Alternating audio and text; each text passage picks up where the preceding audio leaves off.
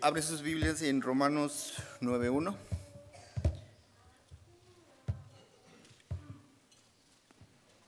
Al 6.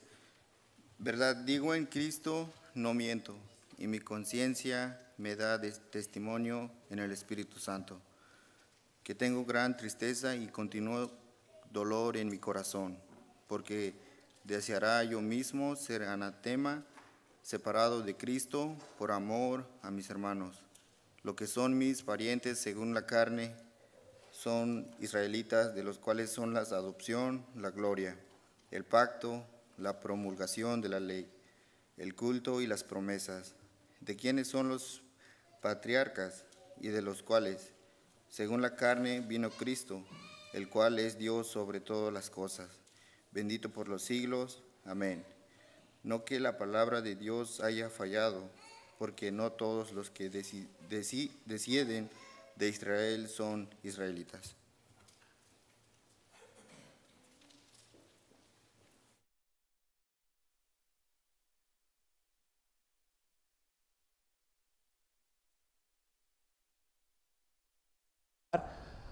Con ustedes, si tienen sus Biblias, me imagino que ya están en Romanos capítulo 9. Creo que Juan Pablo está atrás traduciendo, y ya que él está traduciendo, obviamente, cuando a alguien le toca traducir, uno puede decir lo que le dé la gana, y él simplemente tiene que repetir lo que estoy diciendo. Entonces, ¿is he saying what I'm saying? All right, good.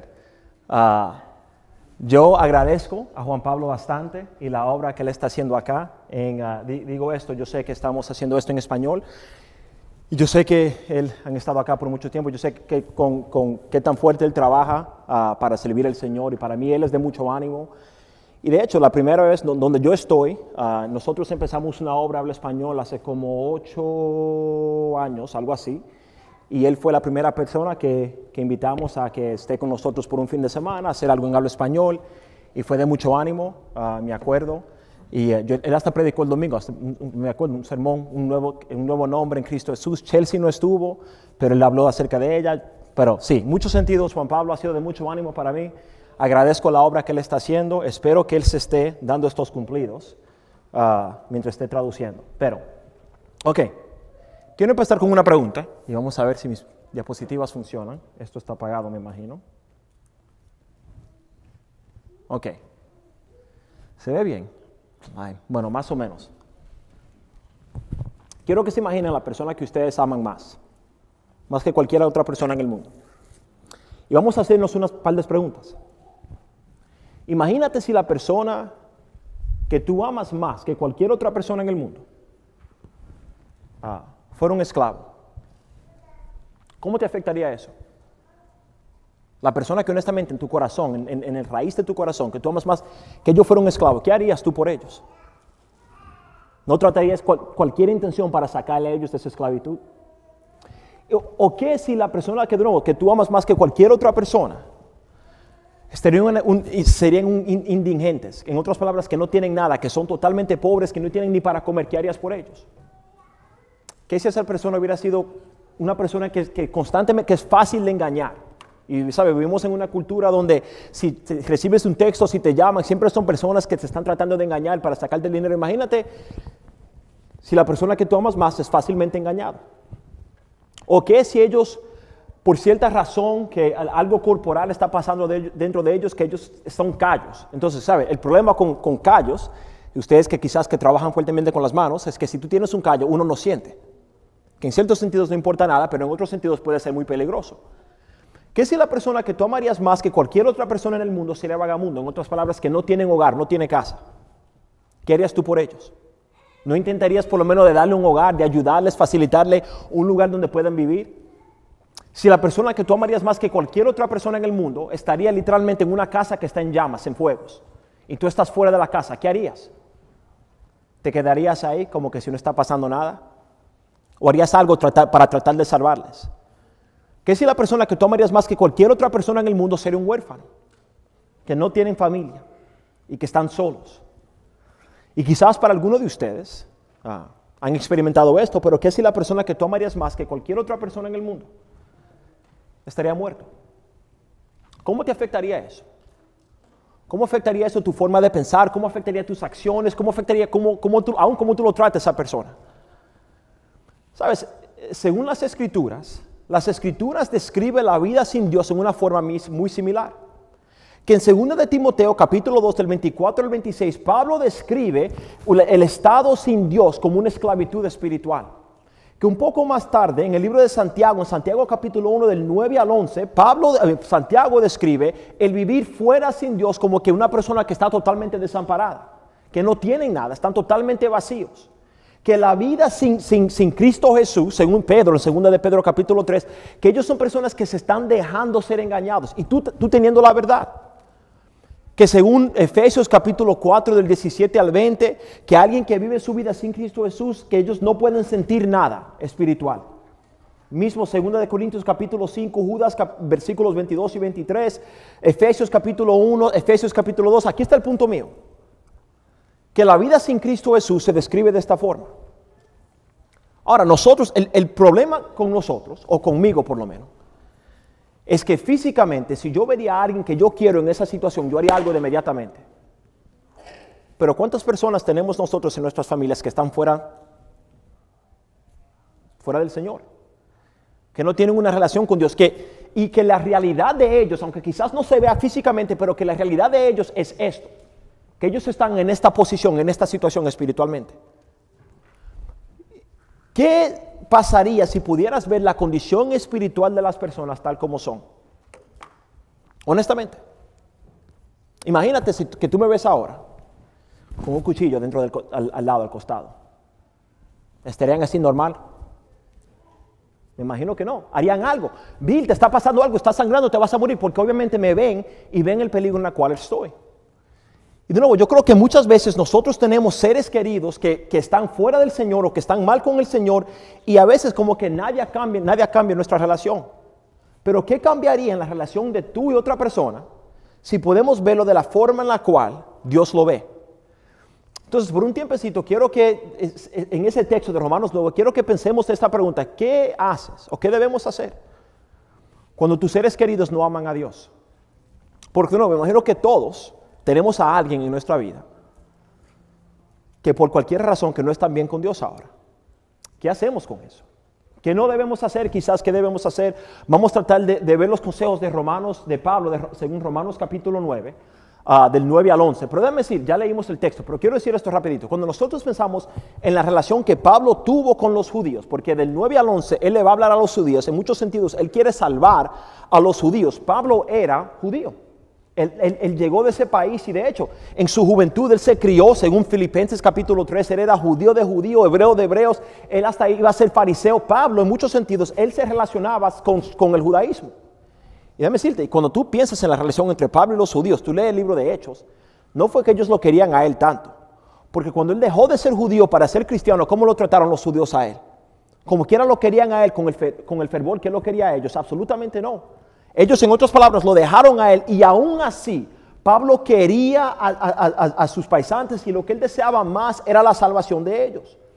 Quiero que veamos y que aprendamos de Pablo y lo que Pablo dice en este texto, algunas secciones que para mí yo creo que son sumamente importantes.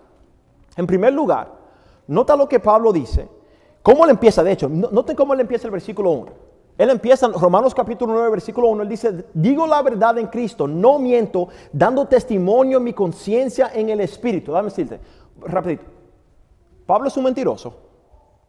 ¿Sí o no? Sí, no, Pablo. ¿Por qué tiene que decir Pablo, digo la verdad, no miento, mi Espíritu testifica dentro de mí? 3 veces en un versículo él te está dejando saber: lo que te voy a decir ahora es la verdad. Que Pablo no tiene necesidad de decir eso, porque sabemos que Pablo no es un mentiroso, pero aún así Pablo quiere que ellos entiendan algo muy profundo. ¿Y qué es lo que él dice en el próximo versículo? Él dice: yo quiero que ustedes entiendan que tengo gran tristeza y continuo dolor en mi corazón. Déjame decirte, el primer punto que quiero que veamos en esta tarde es que tenemos que aprender de Pablo cómo expresar lo que sentimos a la gente acerca de donde ellos están. Déjame decirte, quizás un poco de información de mí mismo. Yo soy mi papá falleció ya, pero yo soy uno de 28 hijos. Mi papá tuvo 28 hijos con 8 diferentes mujeres. Y ahorita yo tengo una hermana que se bautizó hace como 2 años, pero yo soy, por un tiempo, era el único cristiano en mi familia. De hecho, yo llegué al cristianismo por una tía que en verdad ni era tía, pero sí me entienden. Y me costaba bastante el saber que yo era la única persona que estaba en Cristo Jesús y que todos mis seres queridos, que mis padres no estaban en el Señor. Y de nuevo, ¿qué hacemos con eso? ¿Cómo lidiamos con eso? Para mí, esta idea es muy personal, pero lo que pasaba es que yo nunca decía nada. Yo sentía por dentro el dolor, yo sentía el hecho, yo tenía el conocimiento de que ellos no estaban bien con Dios y yo nunca expresaba nada. Nota lo que Pablo está diciendo. Pablo le están dejando a ellos saber, a mí me duele que ustedes no están con el Señor. A mí me causa dolor. Hermanos, preguntas para nosotros. Bueno, en primer lugar, ¿nos sentimos de la misma forma? Y si sí, ¿hablamos de la misma forma? ¿Saben nuestros seres queridos el dolor que le causa a nosotros? El hecho de que ellos no están con el Señor. Y nota como Pablo no está diciendo, yo estoy enojado que ustedes no están con Cristo. Ustedes son unos idiotas, ustedes están... Él no habla así. ¿Es el sentimiento que ustedes ven de Pablo ahí? Ustedes son unos impíos. Ustedes me entienden. Pablo no está hablando así. Pablo está hablando de un lugar que adolorido. Esto me está causando a mí bastante dolor, el hecho de que ustedes no están con el Señor. Y en mi vida yo he tenido 2 reacciones. O no digo nada y por dentro sufro, o cuando hablo siempre ha sido como con ira.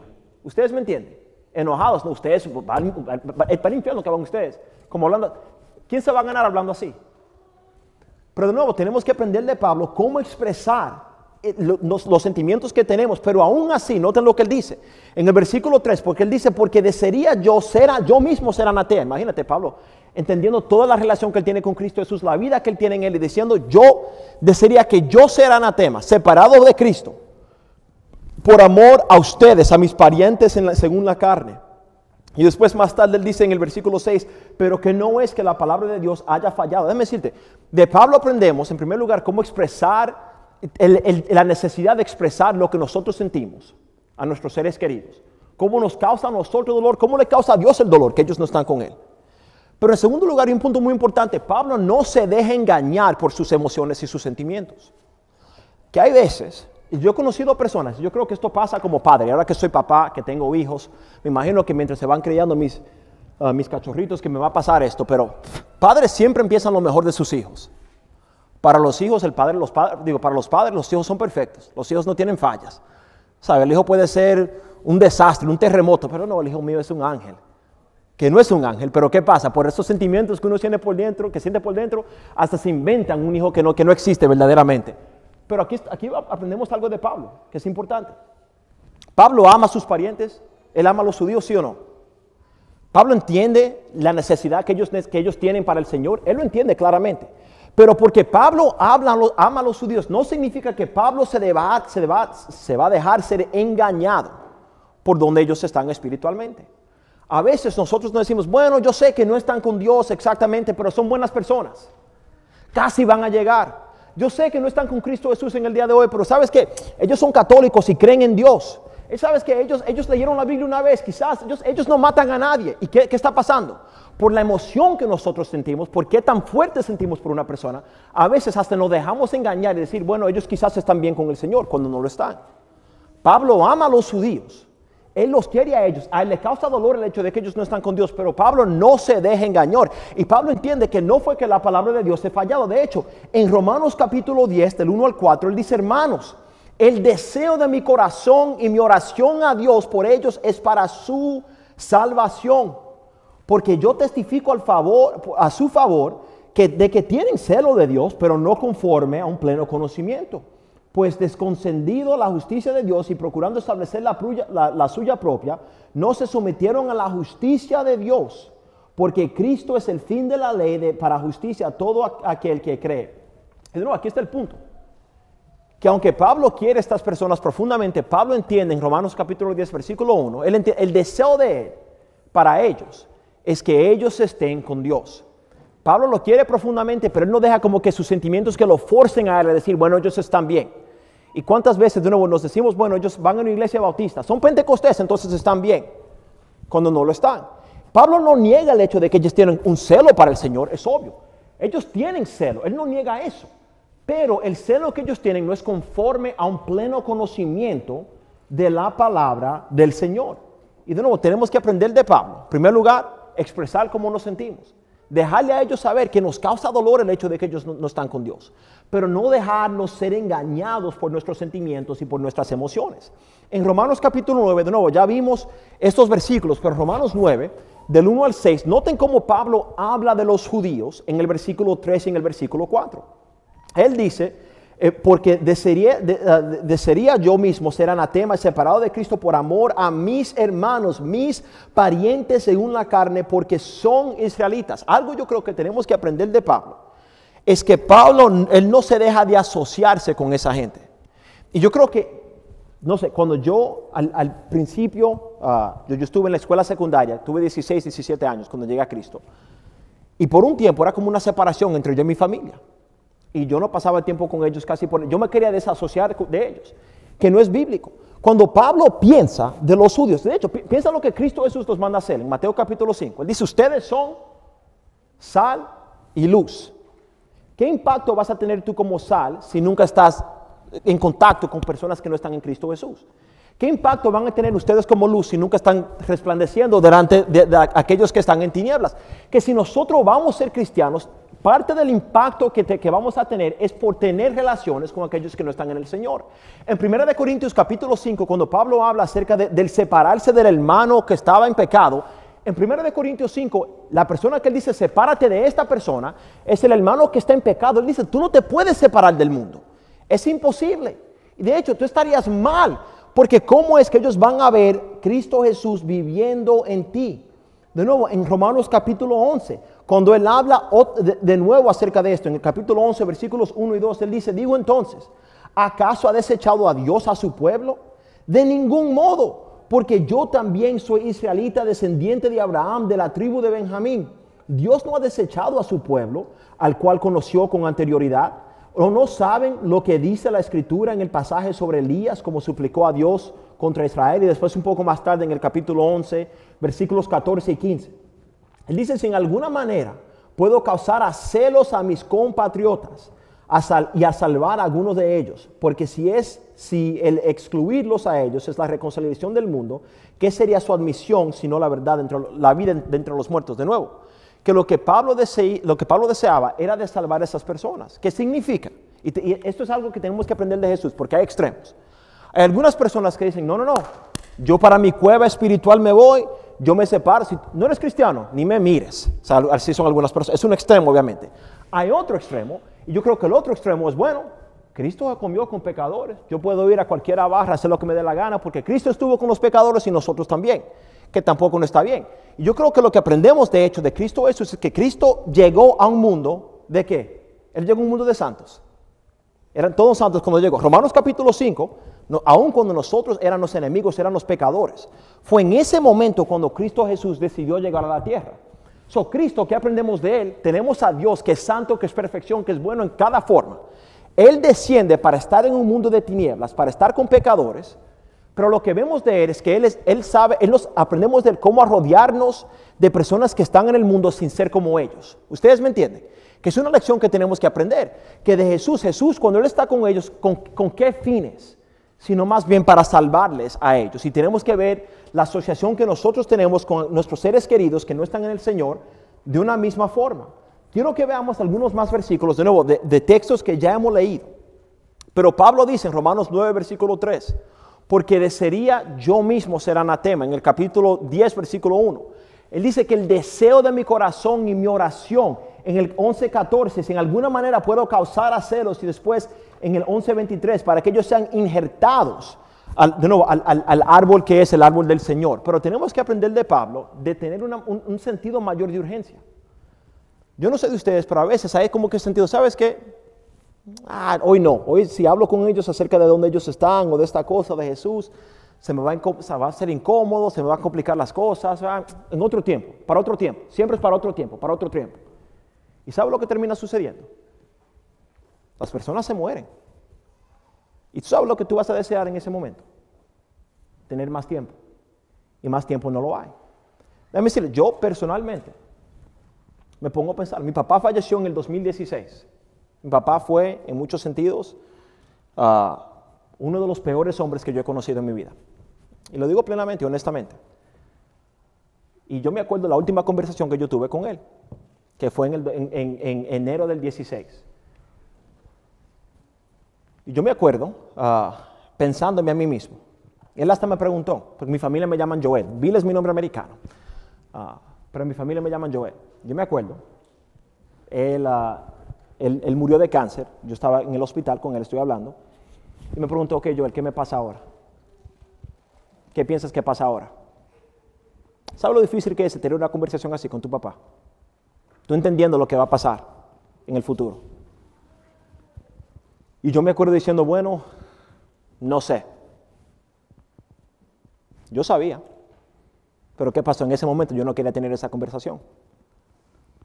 2 semanas después falleció. Es decir, el pesar con la cual yo vivo, de pensar si yo solo hubiera tenido una conversación más para tratar de hablarle de Cristo Jesús. Y no importa cuántas personas yo le predique, no importa cuántos lugares vaya, esa oportunidad nunca la voy a tener de nuevo. ¿Ustedes me entienden? Y yo creo que muchas veces nosotros tenemos oportunidades con seres queridos para hablar de cosas espirituales, para hablarle a ellos acerca de dónde ellos están y no tomamos ventaja de eso. Nosotros pensamos que el tiempo es eterno y no lo es. El tiempo y las oportunidades que tenemos son pasajeras y tenemos que aprovechar, tenemos que aprender de Pablo a aprovechar el tiempo que nosotros tenemos. Y aquí está un cuarto punto que aprendemos de Pablo. En Romanos capítulo 9, de nuevo, él dice, porque desearía yo mismo ser anatema separado de Cristo. No, alguien que era un apóstol, entendiendo que por lo más que él quería estas personas, que ellos no estaban en Cristo Jesús. Y él dice, porque ellos no son, aunque son hijos de la promesa, no son considerados, como descendientes. Pablo los quiere, Pablo entiende qué tan importante ellos eran para el plan de Dios, pero yo creo que tenemos que aprender de Pablo cómo dar la prioridad a la naturaleza apropiada de la relación. Aquí quiero dar una ilustración para explicarlo. Imagínense que tú tienes un hijo que es mayor. Yo tengo hijos, pero mis hijos son, con mis hijos vamos a hacerlo. Matías tiene 4 años, o va a cumplir 4 ahora. Con cada persona tú tienes diferentes relaciones. No es la misma relación con cada persona, pero lo voy a ilustrar. Matías tiene 4 años, él es mi hijo, ¿sí o no? Sí, es mi hijo. Ya que está creciendo un poco, la esperanza es que eventualmente que él sea mi hermano en el Señor. Esa es mi esperanza. ¿Ustedes me entienden? En el futuro, que él llegue a los pies de Cristo Jesús. Y espero, si él termina siendo, quizás, si sale bien, que quizás yo y él podamos hacer amigos en el futuro. Ahorita no, ahorita simplemente soy su papá. Pero quizás en el futuro que podamos tener esta relación. Aquí está el problema. Cuando tú ves esto, a veces pensamos, esto es lo que deseamos, que mi hijo es mi hijo primero. Mi hijo no es mi hijo primero. ¿Ustedes entienden eso? Él es mi hijo segundo. Primero no me pertenece a mí, él le pertenece a Cristo Jesús. Y tenemos que ver, que aprender a cambiar la naturaleza de la relación, en verlo, él no es mi hijo primero, él es mi hijo segundo. Mi deseo primero es que él sea mi hermano en el Señor. Si yo pongo mi esposa no es mi esposa primero, ella es mi esposa segundo. Primero ella es mi hermana en Cristo Jesús, porque eventualmente mi relación con ella como marido y mujer se va a terminar. Pero hermanos en Cristo, eso es por una eternidad, ¿ustedes me entienden? Pero ¿qué pasa? Muchas veces nosotros vemos nuestras relaciones con seres queridos de esta forma. Que bueno, quizás si llegan a ser hermanos, hermanas en el Señor, quizás eso está bien, pero son mis hijos primeros. O hasta a veces son mis amigos primero. Eso es lo más importante, que sean los amigos. Y cuando como que esa cajita que está por debajo, cuando eso está equivocado, lo que termina sucediendo es que esto va a ser el enfoque. Entonces, ¿qué es más importante, los deportes o la iglesia? ¿Ustedes me entienden? Mis hijos son malcriados, pero ¿qué es más importante? Yo quiero que sean los amigos. Entonces yo no voy a hacer nada que va a dañar eso. ¿Qué importa eso si están fuera de Cristo Jesús? ¿Ustedes me entienden? ¿Qué importa si mi hijo sea abogado? Si mi hijo sea el presidente, no de este país, pero ¿qué importa si mi hijo termina siendo un abogado, un doctor, alguien de gran premio, pero que esté fuera de Cristo Jesús? ¿A quién crié yo? ¿Tuve éxito como papá o fui fracaso? ¿Ustedes me entienden? Pero lo que termina sucediendo es que muchas veces padres crían a sus hijos pensando que lo más importante es el hecho de que ellos son sus hijos. Y eso es segundo. Lo más importante es que ellos sean hijos de Cristo, hijos del Rey del universo, de Cristo Jesús. Pero aún en mi matrimonio, si yo me estoy comportando de una forma que está indebida, una forma que está inadecuada, mi esposa como mi hermana en el Señor, tiene una responsabilidad de decirme, oye, Bill, tú estás mal en esto.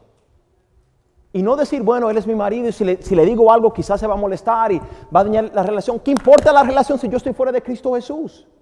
¿Ustedes me entienden?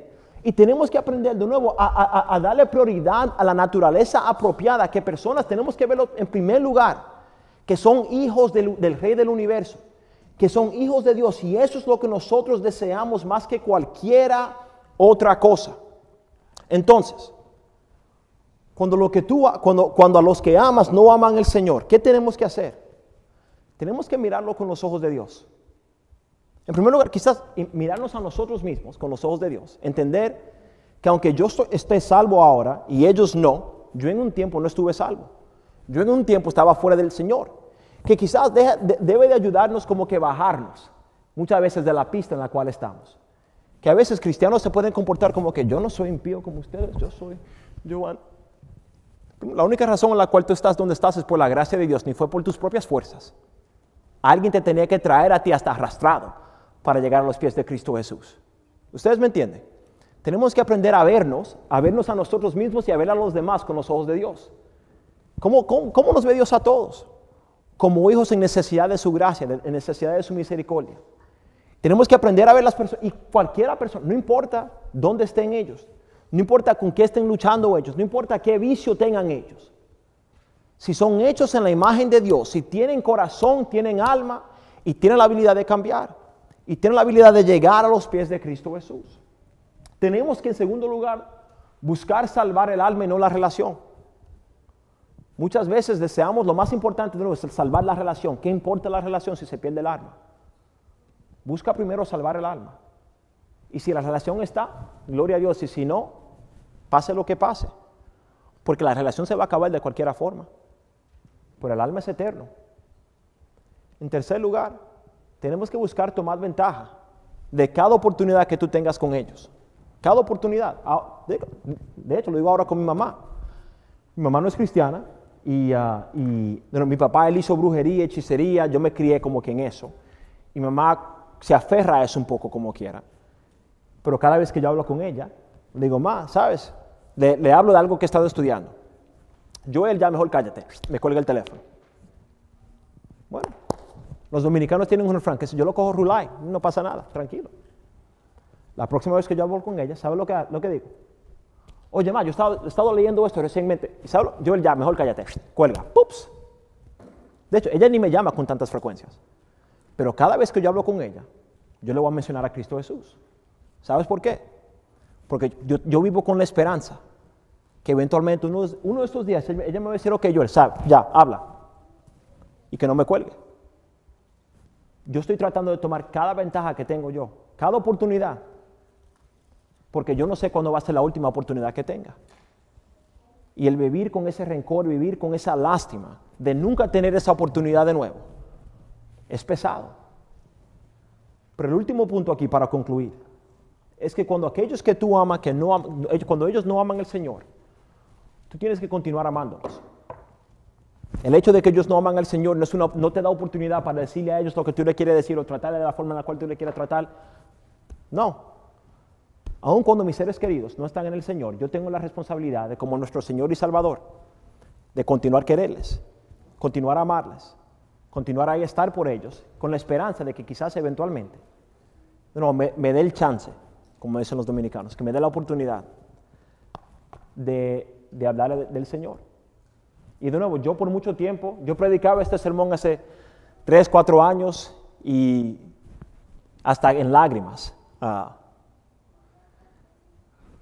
Pero yo más fuertemente creo esto, porque como dije anteriormente, bauticé a mi hermana hace 2 años. Y fuera del nacimiento de mis hijos, yo no creo que nada me ha traído el mismo gozo como ver a mi hermana salir de las aguas del bautismo, entendiendo que la gracia del Señor la salvó. Y fueron 14 años yo sintiéndome solo en el Señor, pero entendiendo que la gracia del Señor puede salvar a cualquiera persona si seguimos su palabra, si tenemos el corazón que Él tiene. Y de nuevo, no sé si tú quizás tienes a alguien en tu vida que está fuera del Señor y tú sufres por eso. No te des por vencido. Dios es mucho más grande y mucho más poderoso de lo que tú te puedes imaginar. Y Él puede cumplir mucho más de lo que tú te puedes imaginar. Continuemos, hermanos, en la lucha. Estoy agradecido de nuevo por esta oportunidad que tuvimos de hacer esto en español. Los hermanos que hicieron lo cristiano, para mí fue de mucho ánimo escucharles. Y creo que ahora vamos a tener un himno de invitación.